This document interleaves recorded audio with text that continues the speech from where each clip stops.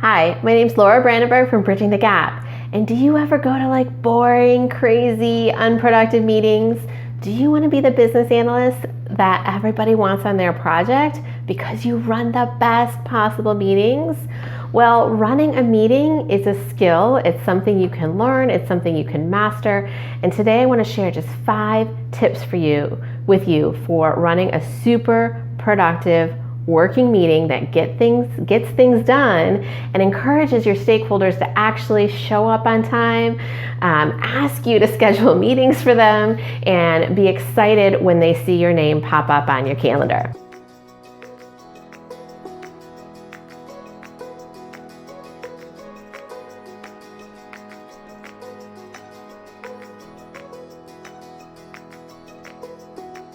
So let's dive right in. Okay, so the very first tip is to create an agenda. And this is like meetings 101, right? You want to know who is invited, what the purpose of the meeting is, what you're hoping to accomplish. So you want to provide that in advance so people know why the meeting is important and what they can hope to get done while they're there. Okay, so in the other piece, like to take this like agenda, you're like, maybe I've got that. You want to take it a step further and actually link what's in your agenda to the progress of the project.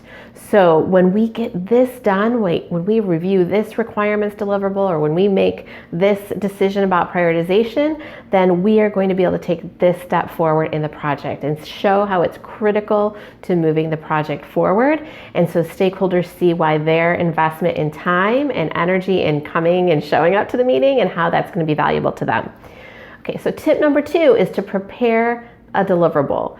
So not just like, sometimes you don't need a deliverable. You can show up and you just have questions at the very beginning of a project, but it almost always makes sense to prepare some sort of deliverable that can either be a really rough working draft, or sometimes as you get further along into the project, you're actually reviewing and validating and going through that in a lot of detail.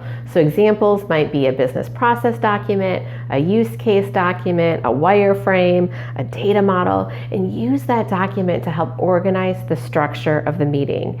And one of the things I like to do is as I go through that document or that deliverable, I put in questions of where's there ambiguity? What do I need to know? And so we can use that as essentially the step-by-step that we walk through and use that deliverable to create discussion. Now, if you're not sure what deliverable you should be creating, you probably want to start with a business process, and I'm going to leave my link to our free business process template below this video so you could download that for free and get started with your more effective meetings relatively quickly. Okay, so tip number 3 is set the stage. So in our courses, we actually provide scripts or talking points, right? You're not going to read a script, but like they are scripts that you could practice for how to set the stage for various types of requirements meetings that you might run to analyze or discover details for a specific kind of deliverable. That's just how important this skill is. So just give some thought in how are you going to open up the meeting? Often you want to talk through who are the people there, what are you hoping to accomplish, what are you hoping each of them to contribute. You want to recap how this discussion you're going to have moves the meeting or moves the project forward, and you want to set the scope for the meeting. This makes it a lot easier to redirect unproductive conversations that tend to come up in requirements meetings because people get excited and have ideas and want to explore nuances or go down rabbit trails, as we like to say. And so it's really important to create the frame for the meeting and set the stage so that when you have to redirect and adjust later, it's a little bit easier to refer back to. And so that leads us to tip number 4, which is to keep your meetings on track.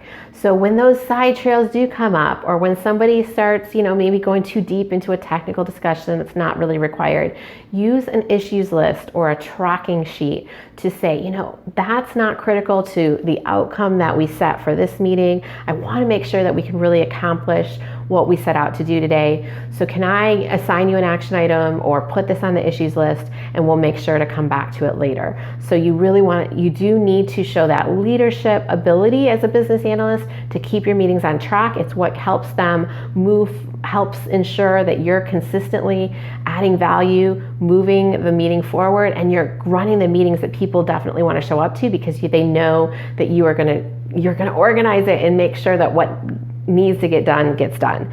Okay, so tip number 5, and it really follows from tip number 4, because if you are and that is to close with next steps.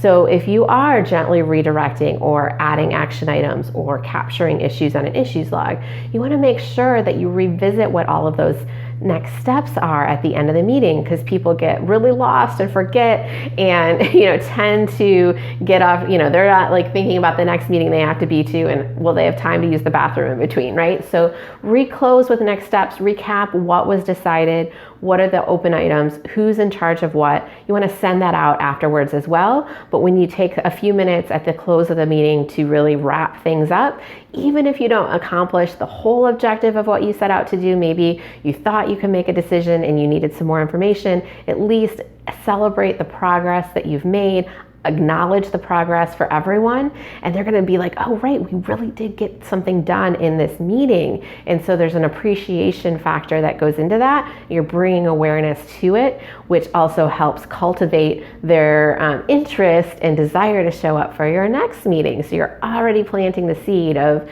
what's going to happen in the next meeting when you close with what was accomplished and also with next steps. So those are my 5 tips for you. Again, just to recap: create an agenda and make sure that agenda is tied to the project of the progress. Prepare some deliverables. If you don't know where to start, download my business process template below, usually a good starting point. Set the stage, so think about how you're going to open the meeting and really get it on the right track. Keep the meeting on track throughout. This is where we show leadership and guidance in keeping everyone moving towards the desired outcome of the meeting, and wrap up by closing with both acknowledging what was accomplished and highlighting those next steps so that you know exactly what you need to accomplish in your next meeting.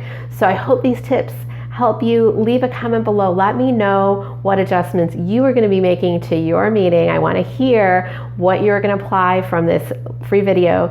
And that's all I got for you today. Again, I'm Laura Brandenburg from Bridging the Gap, and we help business analysts start their careers.